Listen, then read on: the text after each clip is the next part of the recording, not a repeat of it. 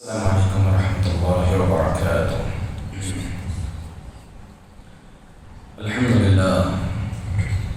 الحمد لله رب العالمين وبه نستعين، والصلاة والسلام على أشرف الأنبياء والمرسلين وعلى آله وأصحابه أجمعين ومن تبعهم بإحسان إلى يوم الدين، أما بعد. فأعوذ بالله من الشيطان الرجيم من همزه ونفخه ونفثه. ألا له الخلق والأمر تبارك الله رب العالمين. معزز حاضرین، آج ہم انشاءاللہ العزیز کتاب التوحید کا آغاز کریں گے. جیسا کہ آپ جانتے ہیں، پچھلے درس میں بتایا تھا کہ اس باب میں شیخ محمد بن عبد الوہاب رحمۃ اللہ علیہ 66 باب 66 ابواب قائم کیے ہیں اس کتاب میں. کتاب التوحید، اس کا آغاز، اس نام کا آغاز. کتاب، اس کے معنی کیا ہیں؟ کتاب مفعول کے معنی میں ہوتی ہے، بمعنی مکتوب، یعنی ایسا نسخہ جس میں معلومات جمع کیے ہوں یا لکھے گئے ہوں، اس کو کہتے ہیں کتاب. یہاں پر آپ اکثر و بیشتر کتابیں دیکھیں گے، اس میں شروع میں ترجمۃ المؤلف ہوتا ہے. مؤلف اس کتاب سے متعلق تمہیدی معلومات لکھتے ہیں. ہر مؤلف لکھتا ہے، چاہے اردو لکھنے والے ہوں، عربی لکھنے والے ہوں، انگلش لکھنے والے ہوں. ہر ایک اس کتاب کو لکھنے کا جو مقصد ہے اور اسی طرح سے اس کتاب کے آگے کن کن تفاصیل پر یہ کتاب مشتمل ہے، مقدمات ذکر کرتے ہیں، ترجمہ ذکر کرتے ہیں. مگر محمد بن عبد الوہاب رحمۃ اللہ علیہ اس کتاب میں، کتاب التوحید میں آپ نہیں پائیں گے. تو اس کے شارح شیخ ابن عثیمین رحمۃ اللہ علیہ، شیخ ابن عثیمین رحمۃ اللہ علیہ، جیسا کہ بات طے ہوئی تھی کہ ہم انشاءاللہ کئی اس کی شروحات ہیں کتاب التوحید کی. پچھلے درس میں نے گنایا تھا بھی، کئی کتابیں ہیں اس کی شروحات ہیں. اس میں سے ایک شیخ ابن عثیمین رحمۃ اللہ علیہ کی شرح القول المفید علی کتاب التوحید، یہ ہے القول المفید علی کتاب التوحید. عربی زبان میں ہے، یہ 2 جلدوں پر مشتمل ہے اور ایک جلد کا بھی ضخیم کتاب ہے. یہ 2 جلدوں پر مشتمل ہے. یہ پہلی جلد میں آپ کے سامنے لایا، فرسٹ ویلیوم آپ کے سامنے لایا ہوں. تو شیخ ابن عثیمین رحمۃ اللہ علیہ ذکر کرتے ہیں اس کی شرح میں، آغاز میں، کہ شروع میں ترجمۃ المؤلف جو نہیں لکھا گیا ہے، اس کے 2 وجوہات ہو سکتے ہیں. یا تو جو لکھنے والے نساخ ہوتے ہیں، نقل فرمانے والے، وہ چھوڑ دیے ہوں، یہ ایک وجہ ہو سکتی ہے. یا پھر جو ہے شیخ نے خود ذکر کرنا مناسب نہیں سمجھا، کیونکہ کتاب کا آغاز ہی توحید سے ہو رہا ہے. انسان اگر اسلام میں داخل ہونا ہے تو آغاز کہاں سے ہے؟ توحید. اگر وہ ایکسپٹ کرے گا تبھی تو اسلام کے اندر داخل ہوگا. تو اس اعتبار سے توحید موضوع ہی کیا ہو جائے گا؟ ایک مبادیہ کے طور پر، آغاز کے طور پر، شروعات کے طور پر توحید کا موضوع آنا ہی کافی ہو جائے گا. اس لیے نقل نہیں فرمایا شیخ ابن عثیمین رحمۃ اللہ علیہ کے بقول. الغرض، دوسرا جو کلمہ ہے وہ توحید، التوحید. توحید، اس کے اگر لغوی معنی ہم دیکھیں گے، لغت میں ڈکشنری میننگ کیا ہے اس کی، وحد یوحد توحیدا. اس کے معنی ہوتے ہیں کسی بھی چیز کو ایک جاننا، کسی بھی چیز کو ایک جاننا، ایک جاننا اور اس کے ساتھ کوئی دوسری چیز نہ ہو، اس طرح سے ایک جاننا. اگر اس کی شرعی تعریف دیکھیں گے ہم، اللہ تعالیٰ کو ایک جاننا، اس کی ربوبیت میں، الوہیت میں اسماء و صفات میں ایک جاننا. شرعی تعریف کیا ہے توحید کی؟ اللہ کو اس کے ربوبیت میں، الوہیت میں اور اسماء و صفات میں ایک جاننا، ایک ماننا. یہ توحید کا مختصر ڈیفینیشن ہے. اس اعتبار سے اگر ہم دیکھیں گے تو توحید کی 3 قسمیں نکلتی ہیں. کتنی قسمیں؟ توحید کی 3 قسمیں. ایک توحید ربوبیت، دوسرا توحید بولیے الوہیت، اس کو توحید عبادت بھی کہتے ہیں، اور تیسرا توحید اسماء و صفات. بہت آسانی سے انشاءاللہ سمجھاؤں گا، بس آپ تھوڑا غور کریں گے، انشاءاللہ توجہ فرمائیں گے تو سمجھ میں آ جائے گی بات. توحید ربوبیت، توحید الوہیت، توحید اسماء و صفات. توحید ربوبیت اس کائنات میں سب کچھ، آسمان زمین سمندر سب کچھ آ گیا، یہ دنیا آسمان سب کچھ آ گیا. اس کائنات کے پیدا کرنے میں، بادشاہت میں، تدبیر کرنے میں، پیدا کرنے میں، بادشاہت میں، حکومت چلانے میں اور اس کی تدبیر سسٹم چلانے میں اللہ کو ایک جاننا، ایک ماننا. اس کو کیا کہتے ہیں؟ توحید ربوبیت. توحید الوہیت، اللہ تعالی جتنی بھی عبادت کی قسمیں ہیں شریعت میں، وہ تمام عبادتیں صرف اللہ وحدہ لا شریک کے لیے بجا لانا.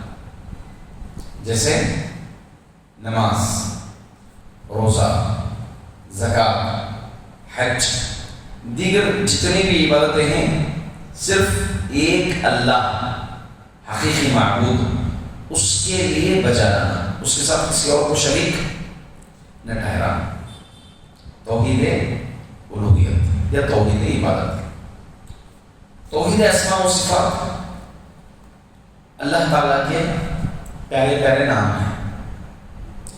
99 نیمز قرآن اور حدیث میں آئے ہیں، اور اس کے علاوہ اللہ کی کچھ صفتوں کا ذکر ہے اس میں، قرآن میں اور حدیث میں. جیسے اللہ پہلے آسمان پر آتے ہیں، کچھ صفت ذاتیہ، صفت فعلیہ، صفت خبریہ کہتے ہیں. 3 طرح کی صفتیں اللہ تعالیٰ کی. صفت ذاتیہ وہ صفات جو اللہ تعالیٰ کی ذات سے متصف ہیں، جیسے اللہ کا سننا، اللہ کا دیکھنا، ہے نا، اللہ کا رحم، یہ اللہ تعالیٰ کی ذات سے متصف ہے. کچھ صفات ایسی ہیں جو اللہ کی مشیت کے اوپر ڈیپینڈ ہے. اللہ چاہے تو کرے، اللہ چاہے تو نہ کرے. جیسے پہلے آسمان پر آنا ہے نا، پہلے آسمان پر اللہ تعالیٰ کا آنا.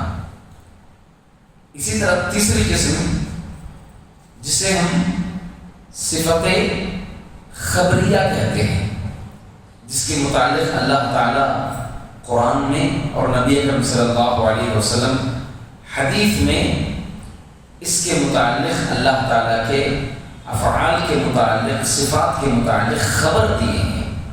جیسے اللہ کا غصہ ہونا، یا پھر یہ کہہ لیں کہ اللہ کا ہاتھ، اللہ کی پنڈلی کا بھی ذکر آتا ہے، پیر کا بھی ذکر آتا ہے.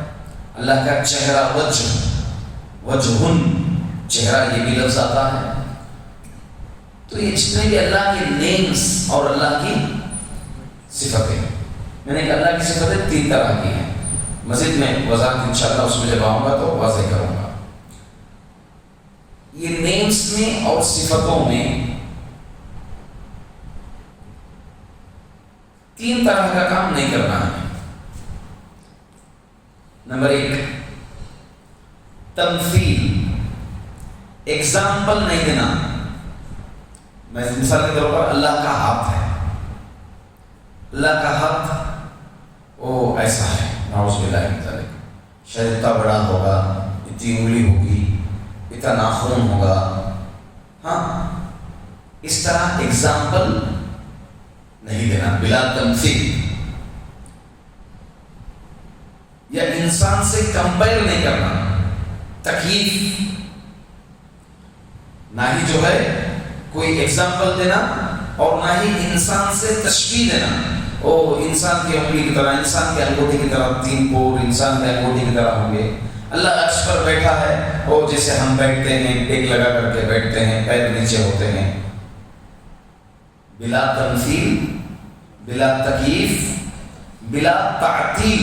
تعطیل کا مطلب ایسا نہیں کہ اس کا انکار ہی کر دیے. تو یہ تینوں کے بغیر اللہ کے اسماء اور صفات کو بجا لانا، یہ توحید اسماء اور صفات ہیں. یعنی اللہ تعالیٰ دیکھتا ہے، اللہ تعالیٰ سنتا ہے، اللہ عرش پر بیٹھا ہے، اس کی ذات کے لیے جیسے لائق ہے ویسا، اس کی ذات کے لیے جیسے لائق ہے ویسے سنتا ہے. انسانوں کی طرح نہیں سنتا، انسانوں کی طرح نہیں دیکھتا، بلکہ اس کے ذات کے لیے لائق ہے. اس کا ڈیٹیل قرآن اور حدیث میں ہمیں نہیں دیا گیا ہے. جتنا ہم کو بتایا گیا ہے قرآن اور سنت میں، اتنا ہم تصدیق کر لیں، اس کو مان لیں. اس کو کہتے ہیں توحید اسماء اور صفات. میں مختصر ڈیفینیشن آپ کے سامنے بولا. ابھی ہم تفصیلی بحث انشاءاللہ العزیز ان تینوں قسموں پر کریں گے. پہلی قسم میں بتایا توحید ربوبیت، اللہ کو خالق، خلقت میں، پیدا کرنے میں کریٹر اللہ ہے، سسٹینر اللہ ہے، اور اللہ بادشاہ ہے. ان 3 چیزوں میں اللہ کو ایک جاننا، یہ توحید ربوبیت ہے.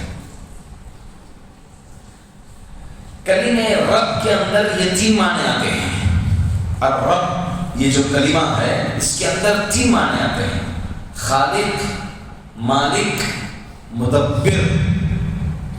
پیدا کرنے والا، حکومت کرنے والا، تدبیر کرنے والا، سسٹم چلانے والا. اور اس کی تینوں کی دلیل قرآن کریم سے ہمیں ملتی ہے.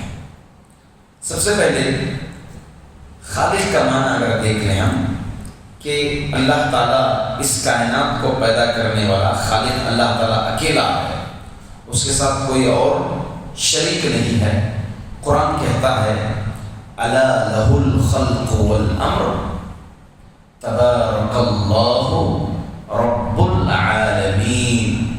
اللہ استفہام انکاری لگاتے ہیں، یہ سوال کہ کیا الا لہ الخلق والامر، اللہ تعالیٰ کے لیے خلقت اور تدبیر کیا رب العالمین کے لیے نہیں ہے؟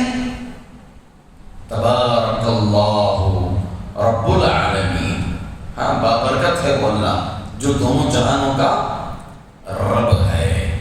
تو معلوم یہ ہوا کہ اللہ اس کائنات کی خلقت میں اکیلا ہے، اس کے ساتھ کوئی اور شریک نہیں ہے. دوسرے مقام پر اللہ فرماتے ہیں هل من خالق غیر اللہ یرزقکم من السماء والارض. کیا اللہ کے علاوہ کوئی دوسرا خالق ہے جو ان کو آسمان اور زمین سے رزق عطا فرمائے؟ یہ اللہ تعالیٰ فرمائے. ہے کوئی؟ یہ استفہام انکاری، مطلب اللہ کے علاوہ کوئی اور رزق دینے والا نہیں ہے، کوئی اور رزق دینے والا خالق اللہ کے علاوہ نہیں ہے. اسی طرح ایک اور مقام پر اللہ رب العزت فرماتے ہیں فَتَبَارَكَ اللَّهُ أَحْسَنُ الْخَالِقِينَ. اللہ خالقین میں اللہ احسن الخالق، احسن ہے. اللہ کی خلقت سب سے بہترین ہے. رب العالمین کی خلقت کسی سے کمپیئر نہیں کی جاتی، رب العالمین کی خلقت کسی سے تشبیہ نہیں دی جاتی۔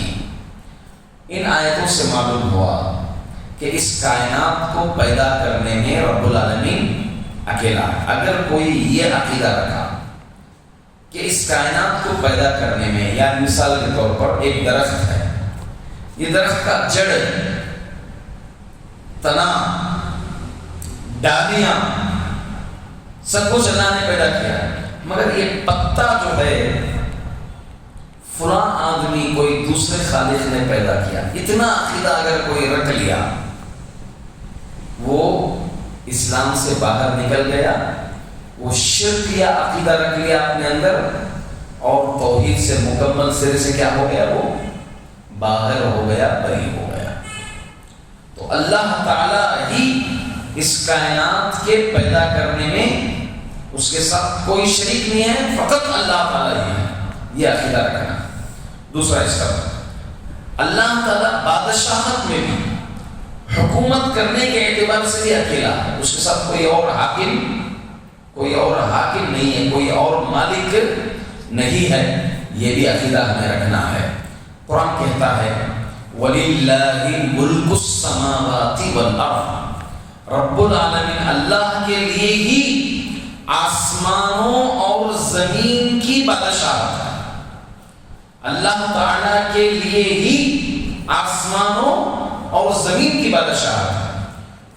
اللہ تعالیٰ کے لیے آسمانوں اور زمین کی بادشاہت ہے، تو اب آپ اس سلسلے میں کیا کہیں گے؟ جو لوگ دنیا میں گھر کے کوئی بادشاہ ہیں، یا چھوٹی حکومت ہے اس کی کوئی بادشاہ ہے، اس کے کوئی ہیڈ ہے، اس کے بارے میں کیا کہیں گے آپ لوگ؟ یہ عارضی ہے، ہم جواب دیں گے عارضی ہے۔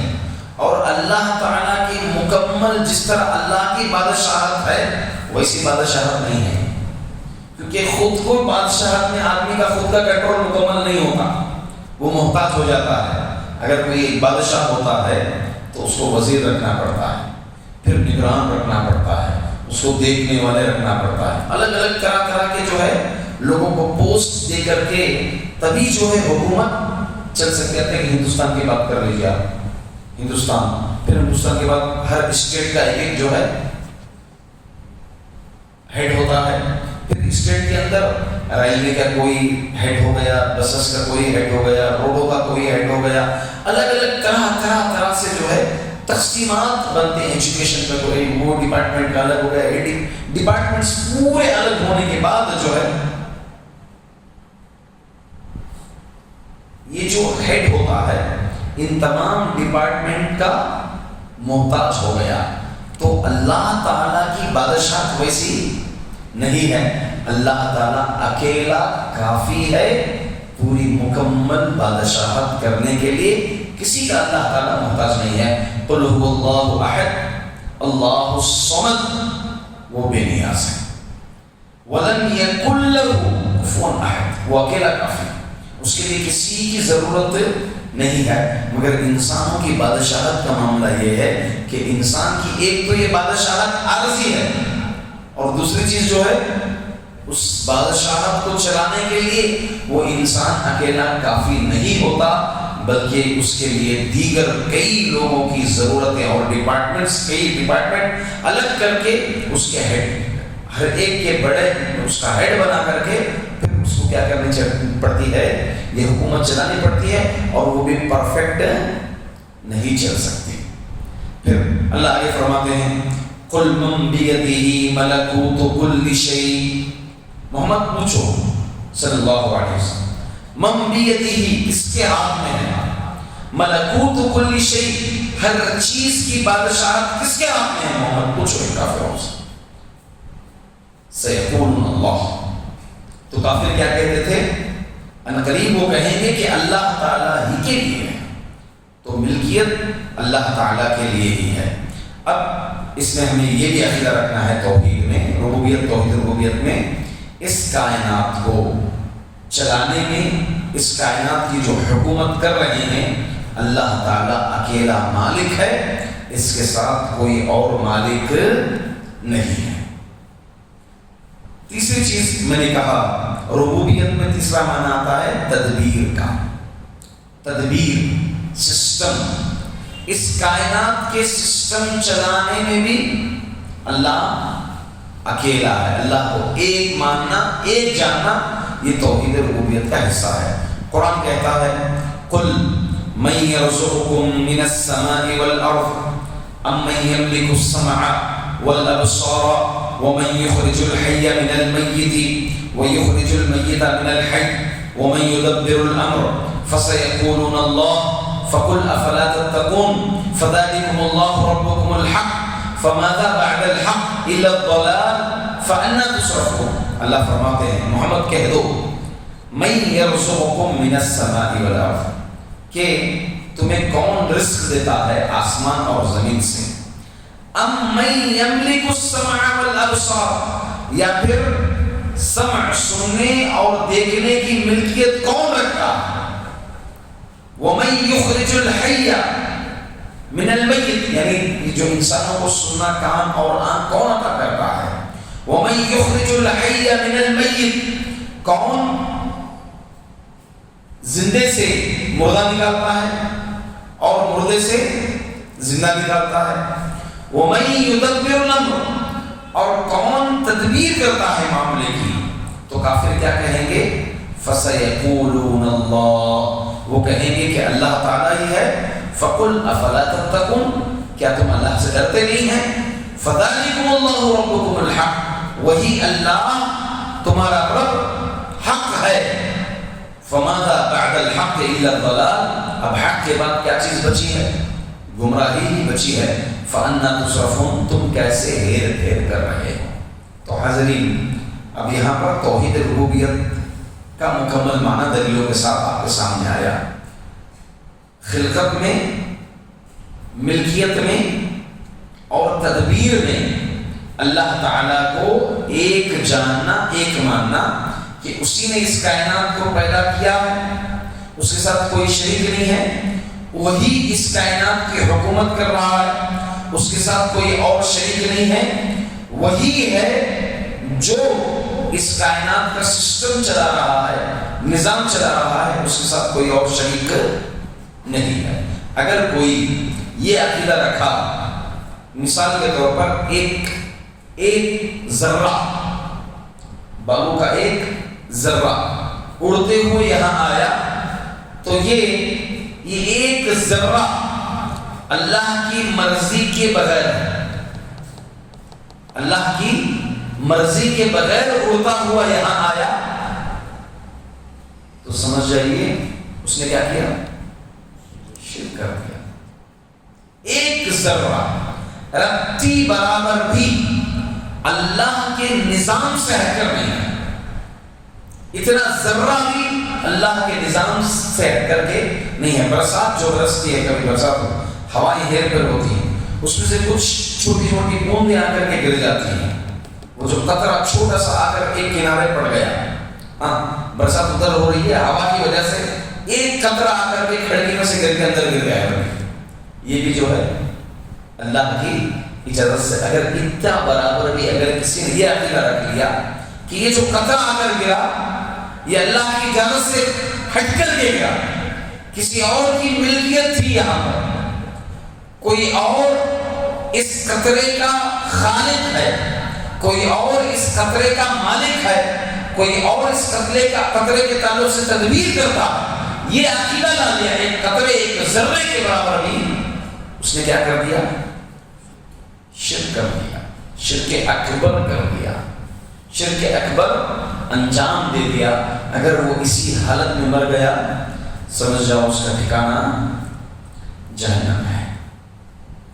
اب ہم آتے ہیں توحید ربوبیت کو لاجک کے اعتبار سے ہم ثابت کریں گے. ابن سعدی کی کتاب مشہور کتاب ہے، انہوں نے عقلی دلیلوں کو جمع کیا ہے. کس سے متعلق؟ توحید ربوبیت کو ثابت کرنے کے لیے عقلی دلیلوں کو جمع کیا ہے. توحید ربوبیت کا انکار کسی نے بھی نہیں کیا الا ماشاء اللہ. آپ اگر انبیاء علیہ السلام کو، جو بھی نبی آئے، ان کا دعوت کا موضوع کیا تھا؟ الوہیت ہی تھی، توحید عبادت ہی تھی، الا ماشاء کچھ لوگوں کے علاوہ، جیسے مثال کے طور پر فرعون نے ربوبیت کا دعویٰ کیا۔ فرعون کا جو ربوبیت کا دعویٰ تھا وہ تکبراً تھا، کس اعتبار سے تھا؟ وہ تکبراً تھا۔ فرعون کہتا تھا انا ربکم الاعلی، حالانکہ فطرت کے اعتبار سے وہ خود جانتا تھا کہ وہ رب نہیں۔ اس کا دعویٰ باطل جو تھا وہ تکبراً، فخر کے ناحیے سے تھا، تکبر کے اعتبار سے تھا، حقیقی اعتبار سے دل سے وہ خود جانتا تھا کہ وہ رب نہیں ہے۔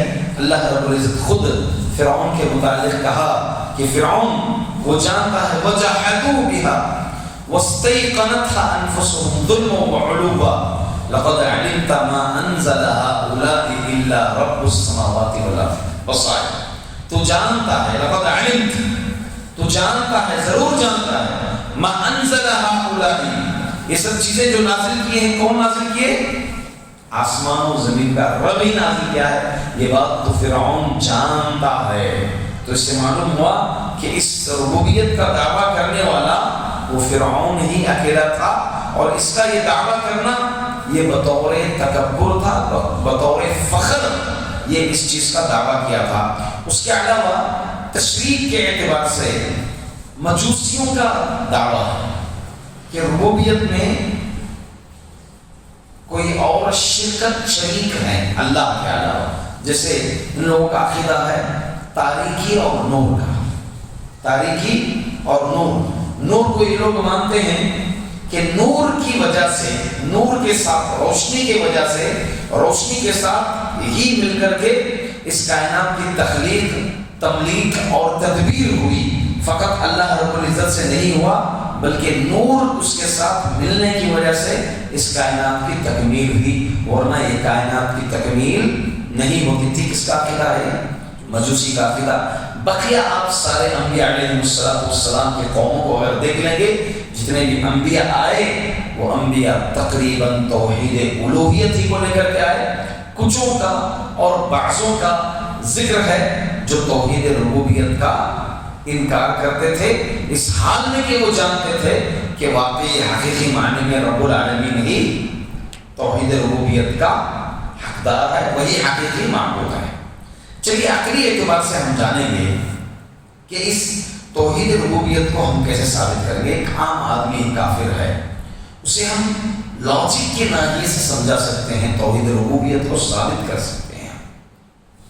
جیسے مثال کے طور پر انسان کی خود کی تخلیق کو دیکھ لیں، انسان کی اپنی تخلیق کو دیکھ لیں۔ انسان جو اس دنیا میں آیا، یا تو وہ خود اپنے آپ کو پیدا کر لیا، پاسبل ہو سکتا ہے کہ انسان اپنے آپ کو پیدا کر لے، ہو سکتا ہے، پاسبل ہے، نہیں ہو سکتا، کیونکہ اگر ایسا ہوتا تو وہ بے نیاز ہوتا تھا اپنے لیے۔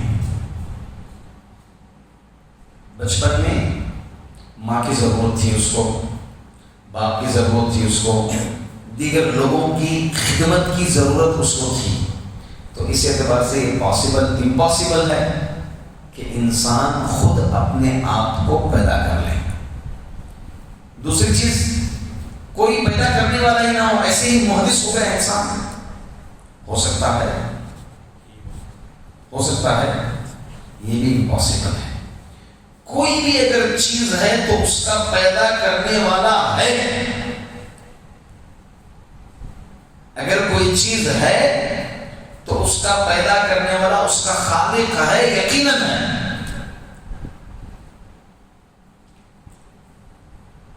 دنیا کے آپ کسی بھی کونے میں دیکھ لیں، اگر وہاں پر ایک چیز ہے تو یقیناً کوئی نہ، یہ ہمارے سامنے ٹیبل ہے، اس کو بنانے والے ہیں اس کو بنانے والے۔ اب یہ ہے لوہا، اس کو بنانے والے ہیں، اس کو ڈیزائن کرنے والے، اس پر پینٹ لگا ہے، اس کا مطلب اس کو پینٹ کرنے والے کوئی ہیں، ہاں اس کے نیچے چھوٹی سی پلاسٹک کا یہ سپورٹ دیا گیا ہے، ہاں بش جو ڈالا جاتا ہے پلاسٹک کا نیچے، اس کو بنانے والے باقاعدہ طور پر ہیں، اس کی کمپنی ہے، اس کو ڈیزائن کرنے والے ہیں، وہ کام ہوتی ہے مشنری سے کام. تو الغرض یہ سب چیزوں سے معلوم ہوتا ہے جب کوئی چیز ہے تو اس کا خالق یقیناً ہے.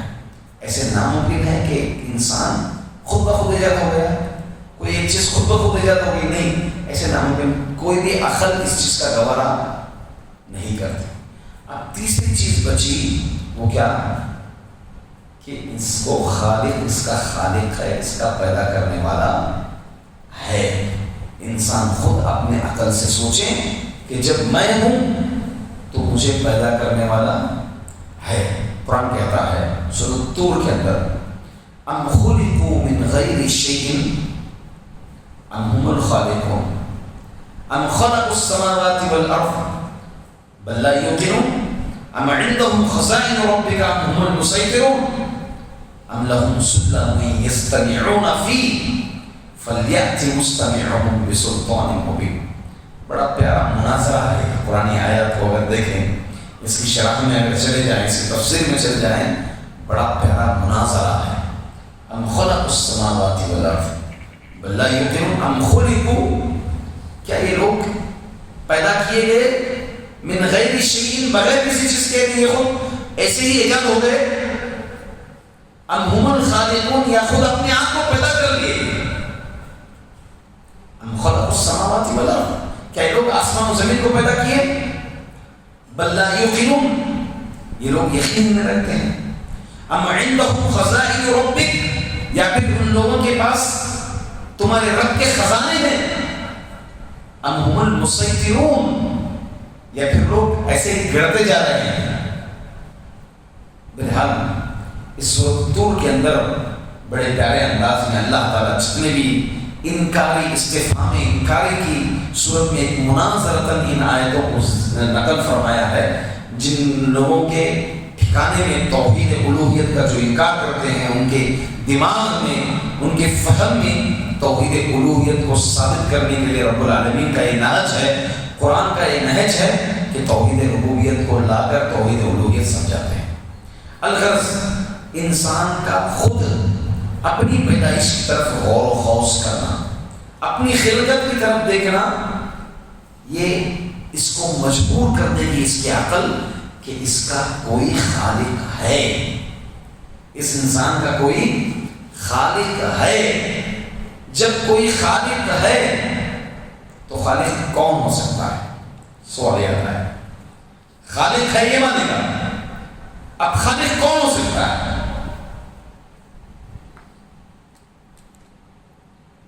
اس کی عقل اگر دوڑے گی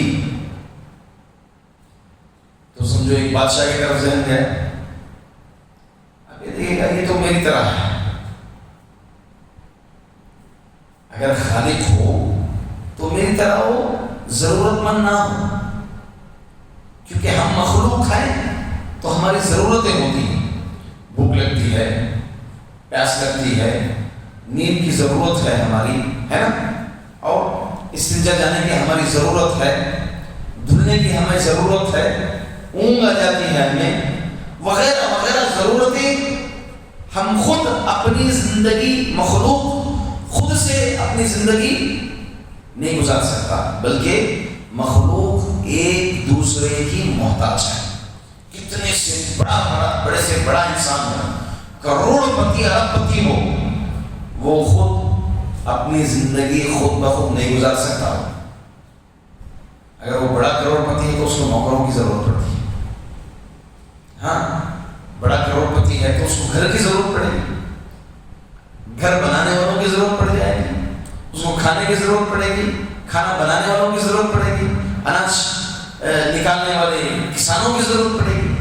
تو اس ناحیے سے انسان کی عقل یہ گوارا کرے گی کہ ان انسانوں میں سے کسی نے مجھے پیدا نہیں کیا. مجھے پیدا کرنے والی ذات بہت بڑی ذات ہے. قرآن کریم تعارف پیش کر دیتی ہے اللہ تعالیٰ کا. قل هو اللہ احد، وہ اللہ ہے جو ایک ہے. وہ بے نیاز ہے، مخلوق کو جیسی ضرورتیں پڑتی ہیں ویسی ضرورتیں اس اللہ کو نہیں پڑتی ہیں۔ لم یلد ولم یولد، نہ وہ جنا ہے نہ اس کو جنا گیا ہے۔ ولم یکن لہ کفوا احد، اتنا تعارف رب العالمین کے لیے کافی ہے، ربوبیت ثابت کرنے کے لیے کافی ہے۔ جتنے بھی لوگ، جتنے بھی مذہب والے، جتنے بھی دیگر ادیان والے ہیں، جو خدائیت کا تصور ان کے پاس جو ہے، آپ ان تمام ادیان میں دیکھ لیں گے یہ تعارف، یہ ڈیفینیشن نہیں ملے گا۔ اگر وہ عیسیٰ علیہ السلام کو خدا مانتے ہیں تو ولدیت کی بات آ جاتی ہے یہاں پر، ہے نا، اور دیگر فلاں اگر ہندوز جو ہے فلاں کو اگر رب مانیں گے تو ضرورت مندی، حاجت مندی کی ضرورت یہاں پر بات آ جاتی ہے۔ تو اس اعتبار سے کوئی بھی جو ہے ربوبیت کا صحیح معنی میں کوئی دین ڈیفینیشن نہیں دے سکتا، یہ رب العالمین ہی حقیقت ہے۔ جب بات یہاں تک چلے جاتی ہے تو رب العالمین کو پہچاننے کے لیے قرآن اور حدیث کی ضرورت پڑ جاتی ہے، اس کی طرف متوجہ ہوتا ہے انسان۔ یہ کیسے؟ ایک ہے انسان جاننے کے لیے، حقیقت جاننے کے لیے تین ذریعے ہیں کل۔ ایک حس، حواس خمسہ کا ذریعہ ہے، پھر عقل کا ذریعہ ہے، اس کے بعد تیسرا ذریعہ آتا ہے وحی کا درجہ۔ حواس خمسہ، عقل، وحی، یہ تین درجوں کے ذریعے سے انسان حقیقت معلوم کر سکتا ہے۔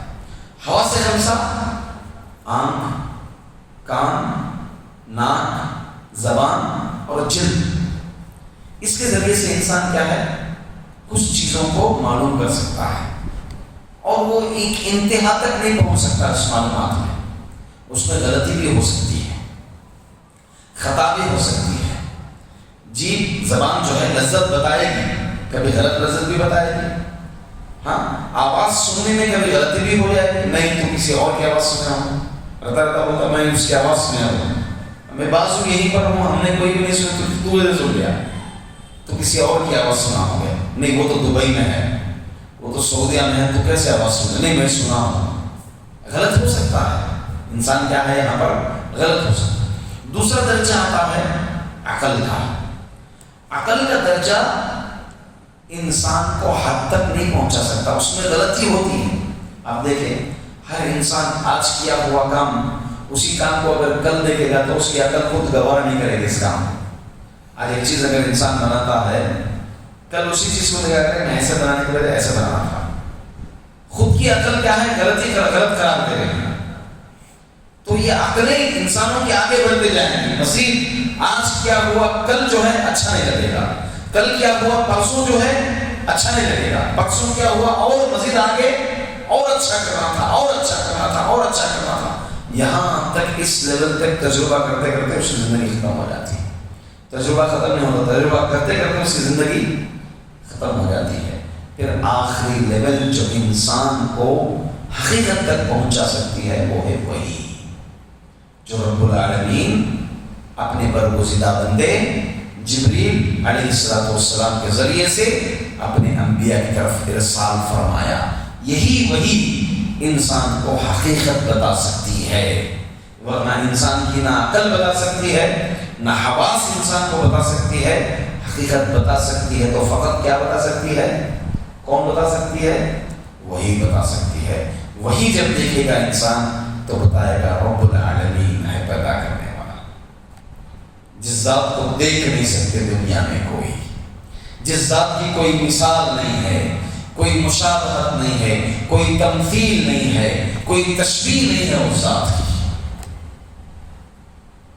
مزید ایک تو طریقہ کار یہ ہے، دوسرا طریقہ کار انسان کی اپنی پیدائش میں غور و فکر۔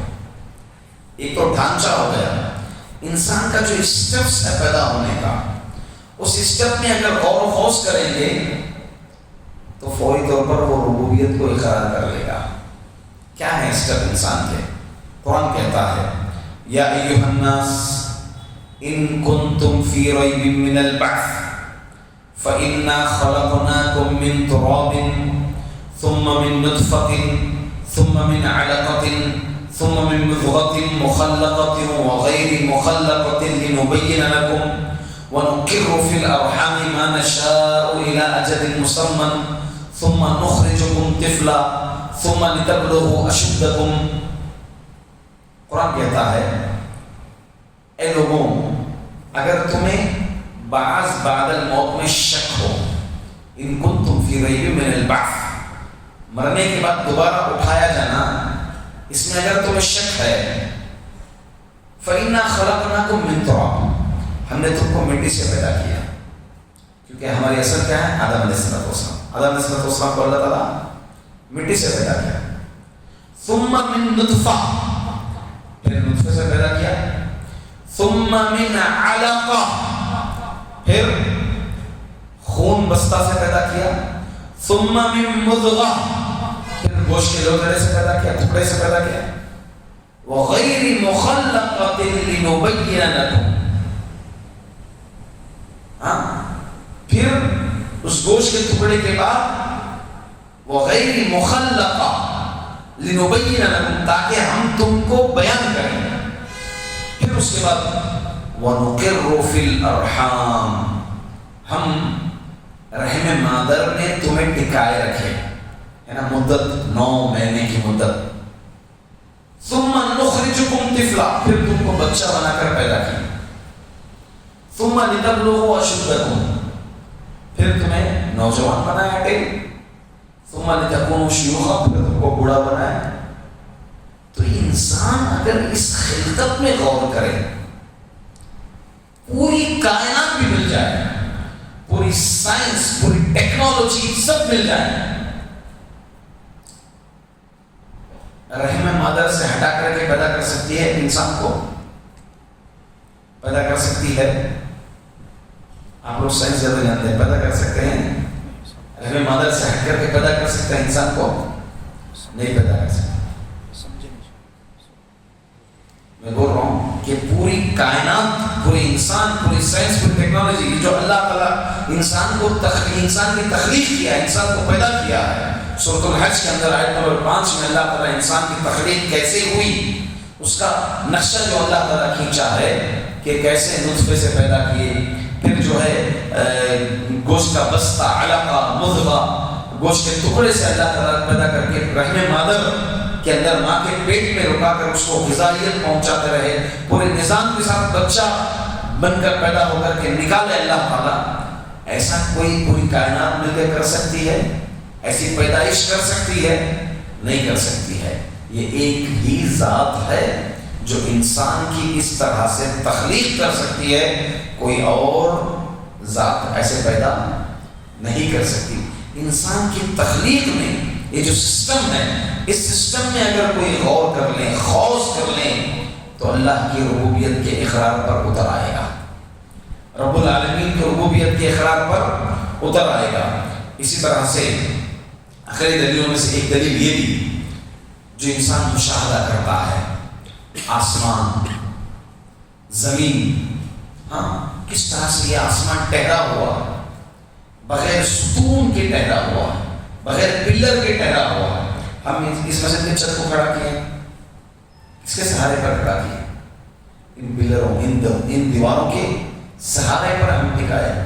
چھوٹا سا چھت، ایک چھوٹا سا چھت، ہلکی سی چیز اوپر انسان ٹکا سکتا ہے، روکا سکتا ہے کسی چیز کو؟ ایک موبائل فون کو روکا سکتا ہے اوپر؟ نہیں روکا سکتا. اس کو سہارے کی ضرورت پڑ جاتی ہے. اس سہارے سے ہی ٹک سکتی ہے، اور وہ سہارا بہت کمزور ہوتا ہے. انسان کا جو سہارا ہوتا ہے وہ بہت کمزور ہوتا ہے، زوردار ہواؤں سے یا بڑے سیلاب سے ٹوٹ پھوٹ کر کے تباہ و برباد ہو جاتا ہے. رب العالمین بغیر کسی سہارے کے، بغیر کسی ستون کے اس آسمان کو ٹھہرایا. انسان کی عادت دیکھ لیں، آسمان بغیر پلر کے اتنا بڑا آسمان. انسان اگر گزرتا رہے، پوری دنیا پھرتا رہے دیکھنے کے لیے اس آسمان کو، اس آسمان کی انتہا تک پہنچنے کی کوشش کرے، اس کی عمر کٹ جائے گی، انتہا تک نہیں پہنچے گا. اس آسمان نہیں پہنچے گا. تو یہ خلقت اتنی بڑی کس کی ہو سکتی ہے؟ عقل کہ ہے کہ انسان کی ہو سکتی ہے، سائنس اور ٹیکنالوجی کی ہو سکتی ہے؟ نہیں ہو سکتی. اس کے پیچھے کوئی کسی کا ہاتھ ہے. ایک بڑی ذات ہے, ایک بڑی ذات ہے. ایک تو بغیر ستون کے کھڑی ہے, دوسرا جو ہے گر نہیں رہی ہے. اگر وہ آسمان گر جائے کیا ہوئے گا انجام؟ اللہ اکبر. یہ پہاڑ ٹکے ہوئے ہیں, یہ پہاڑ ٹکے ہوئے ہیں, کیلوں میں اللہ رب العزت مضبوط رکھے ہوئے ہیں اس پہاڑ کو. یہ سمندر کی لہریں محدود دائرے تک رکی ہوئی ہیں. ایک لہر تباہ کر کے آ جائے, تیزی کے ساتھ آ جائے, سونامی, اللہ اکبر, کتنا برباد نہیں, ہلاک ہو گئے. کس کی اجازت سے رکے ہوئے ہیں یہ سب؟ یہ آسمان کس کی اجازت سے رکا ہے؟ یہ پہاڑ کس کی اجازت سے رکے ہیں؟ یہ سمندر کی لہریں رکی ہوئی ہیں, کس کی اجازت سے رکی ہوئی ہیں؟ اللہ قرآن میں کہتے ہیں ان اللہ یمسک السماوات والارض ان تزولا ولئن زالتا ان امسکهما من احد من بعدی. رب العالمین ہی ہے, اللہ ہی ہے جو آسمان و زمین کو روک رکھا ہے. اگر یہ گر جائے وَلَئِن زَالَتَا إِنْ أَمْسَكَهُمَا مِنْ أَحَدٍ مِنْ بَعْدِ, کوئی روک نہیں سکے گا اس کو. یہ سورج اتنی بڑی مخلوق, یہ تارے اتنی بڑی بڑی مخلوق, یہ سب اللہ کی اجازت کے ساتھ رکے ہوئے. ہم چلتے ہیں گاڑیوں میں, پہاڑے ڈھکے ہوئے ہیں, گر جائیں پہاڑے, چٹان گر جائیں, نیچے کی آبادی گاؤں تباہ ہو جائے گا, برباد ہو جائے گا. جگہ طائف کے وقت نبی اکرم صلی اللہ علیہ وسلم طائف گئے تھے دعوت دینے کے لیے, تو لوگوں نے ناروا سلوک کیا, بدمعاشوں کو حوالے کر دیا تھا, شریر قسم کے اوباشوں کو حوالے کر دیا تھا. پتھر برسائے تھے اللہ کے رسول صلی اللہ علیہ وسلم پر, کنکری برسائے تھے, خون لہو لہان ہو گئے تھے. فرشتہ جو آیا تھا یہی سوال کیا, بس اجازت دیجیے. یہ جو اطراف و اکناف طائف علاقہ دیکھیں, درمیان میں وادی جیسے علاقہ ہے, درمیان میں راستہ, دونوں طرف پہاڑ, آج بھی ایسے ہی ہے. چور چور ہو جائے گی پوری بستی, اجازت دے بس محمد, آپ ہاں کہیں, راضی ہو گئے, بس تباہ کر دیں گے اس بستی کو پہاڑوں کے ذریعے سے. اللہ کی اجازت سے رکا ہوا ہے, اللہ کی اجازت سے رکا ہوا ہے. افلا ينظرون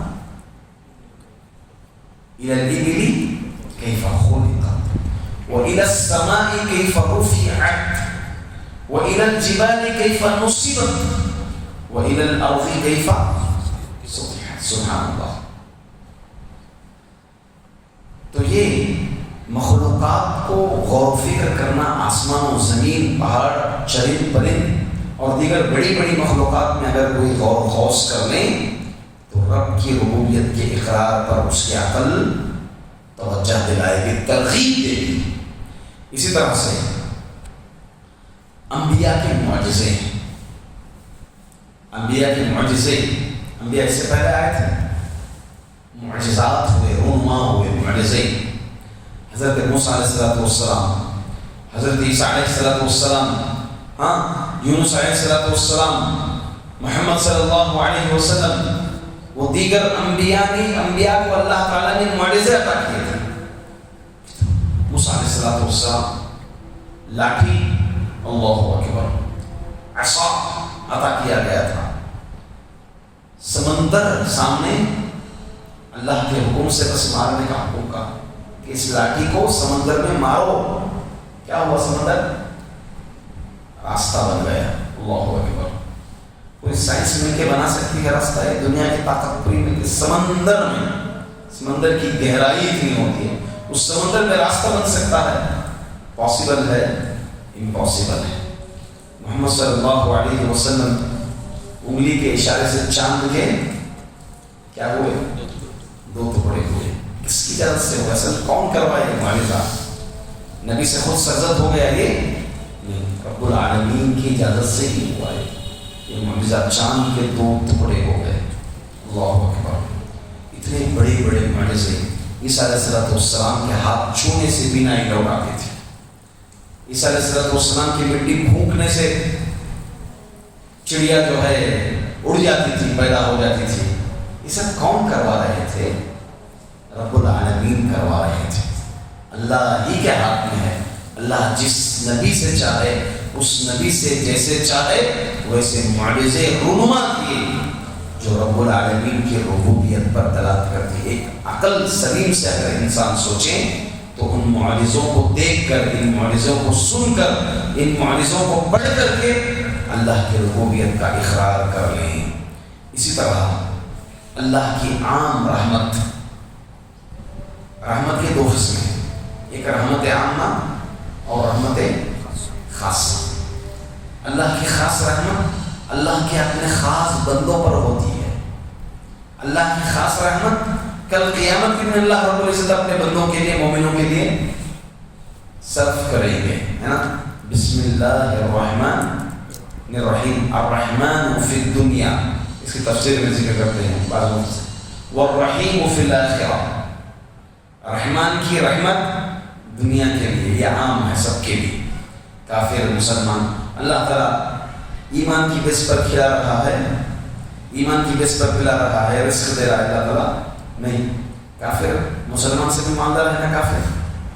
ہاں، صرف مسلمان کو خوبصورت بنائے، کافر کو بدصورت بنائے. اللہ سب کو بنایا ایک جیسا.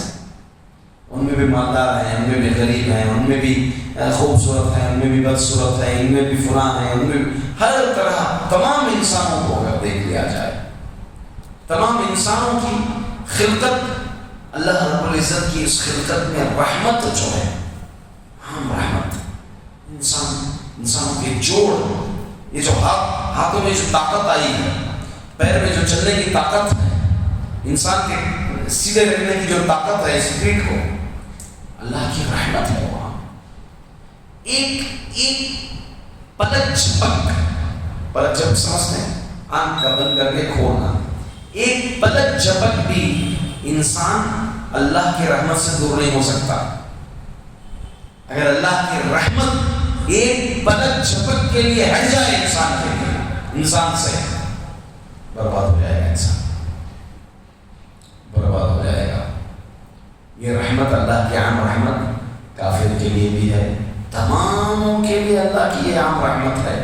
جسمانی رحمت، مالی رحمت، خاندانی رحمت، یہ رشتہ داروں کی رحمت، یہ بے شمار عام رحمت کو بھی ایک انسان اپنی عقل سے غور و خوض کر لیں تو رب کی ربوبیت کا اقرار وہ کر لے گا. انشاءاللہ ہم یہاں پر اپنی بات کو روکتے ہیں. مزید بات بعد نماز عشاء انشاءاللہ عزیز اپنی مزید گفتگو کریں گے.